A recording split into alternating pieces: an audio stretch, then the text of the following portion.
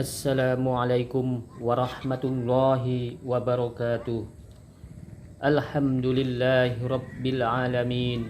Wassalatu wassalamu ala asrafil anbiya'i wal mursalin wa ala alihi wa ashabihi rasulillahi ajmain. Allahumma salli ala sayyidina Muhammad wa ala ali sayyidina Muhammad. Kepada saudara-saudaraku para pendengar yang dirahmati oleh Allah Subhanahu wa taala. Sebelum kami menyampaikan besar harapan dan doa kami, semoga saudara-saudaraku yang dirahmati oleh Allah Subhanahu wa taala selalu diberi kesehatan beserta keselamatan, dipanjangkan umurnya, diperbanyak rezekinya, diluaskan ilmunya, dimuliakan akhlaknya, serta dipermudah segala urusannya, dan senantiasa selalu di dalam lindungan serta pertolongan Allah Subhanahu wa taala. Kepada saudara-saudaraku yang dirahmati oleh Allah Subhanahu wa taala, setiap amalan termasuk ibadah solat menjadi hubungan setiap muslim dengan Allah Subhanahu wa taala. Solat fardu 5 waktu merupakan rukun Islam yang kedua yang wajib setiap muslim untuk mengerjakan sehari semalam 5 waktu. Isya, subuh, zuhur, asar, maghrib. Dan tahukah saudara-saudaraku, ada tanda-tanda ibadah solat yang kita kerjakan diterima oleh Allah Subhanahu wa taala. Oleh karena itu, ada 5 tanda ibadah solat diterima oleh Allah Subhanahu wa taala dan akan berdampak pada seseorang setelah solat.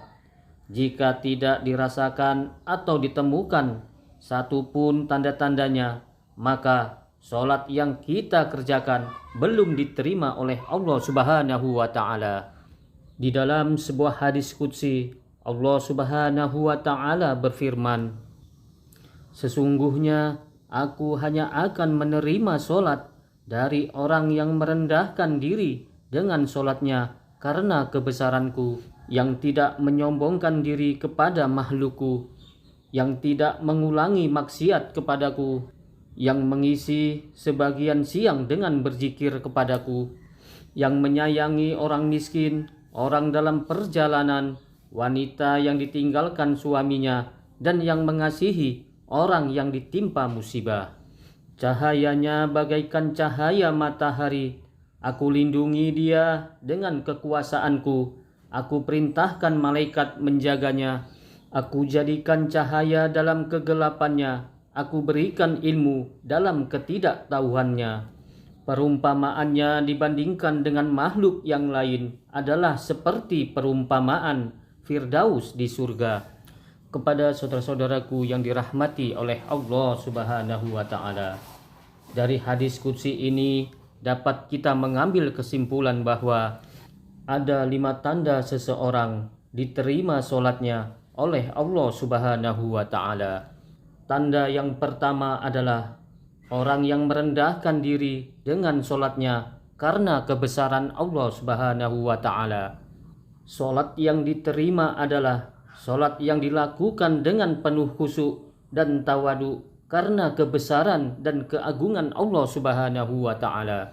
Inilah orang-orang yang solatnya diterima oleh Allah Subhanahu wa taala karena merasa rendah di hadapan Allah Subhanahu wa taala.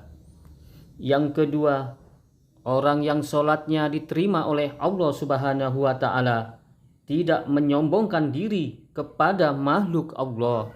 Tawaduknya di dalam solat melahirkan rendah hati dalam pergaulannya dengan sesama manusia.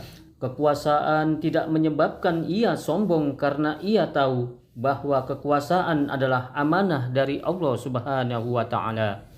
Kekayaan tidak menyebabkan memperbudak dirinya karena ia tahu bahwa harta hanyalah titipan dari Allah Subhanahu wa taala. Pengetahuannya tidak membuatnya tinggi diri sebab ia tahu bahwa pengetahuannya tidak seberapa dibandingkan dengan luasnya ilmu Allah Subhanahu wa ta'ala.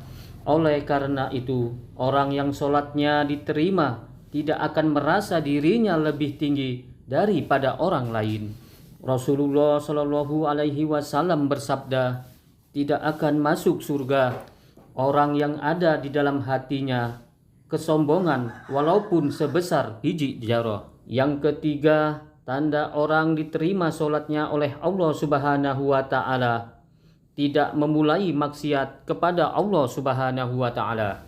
Dalam hidup ini mungkin kita pernah jatuh ke dalam lembah maksiat, kecil maupun besar. Mungkin juga kita pernah berdusta kepada orang lain, dan mungkin juga kita pernah menyakiti hati tetangga kita. Boleh jadi kita pernah memanfaatkan jabatan untuk memperkaya diri kita, dan bahkan mungkin kita pernah menyebabkan orang lain menderita dalam hidupnya.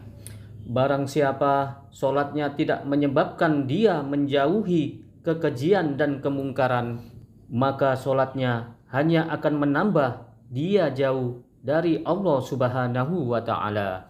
Yang keempat adalah tanda sholat seseorang diterima oleh Allah Subhanahu wa ta'ala adalah selalu sibuk hatinya untuk selalu berzikir kepada Allah Subhanahu wa ta'ala. Ada seseorang sahabat bertanya kepada Rasulullah Shallallahu Alaihi Wasallam, "Ya Rasulullah, syariat Islam sudah banyak pada diriku. Ajarkanlah kepadaku sesuatu yang bisa aku pegang teguh untuk selanjutnya." Rasulullah Shallallahu Alaihi Wasallam menjawab, "Usahakanlah lidahmu selalu basah menyebut nama Allah. Jangan biarkan lidahmu kering tanpa menyebut nama Allah." Berzikir bukan saja disyariatkan setelah sholat, melainkan juga pada setiap saat ketika berdiri, duduk, dan berbaring. Pada suatu majelis saja, sahabat menemukan Rasulullah Shallallahu Alaihi Wasallam membaca istighfar 100 kali. Ketahuilah, dengan berzikir mengingat Allah, hati menjadi tenang. Dan yang kelima adalah tanda sholat seseorang diterima oleh Allah Subhanahu wa ta'ala. Hatinya selalu ingin menyayangi orang miskin, orang dalam perjalanan, wanita yang ditinggalkan suaminya, dan mengasihi orang yang mendapat musibah.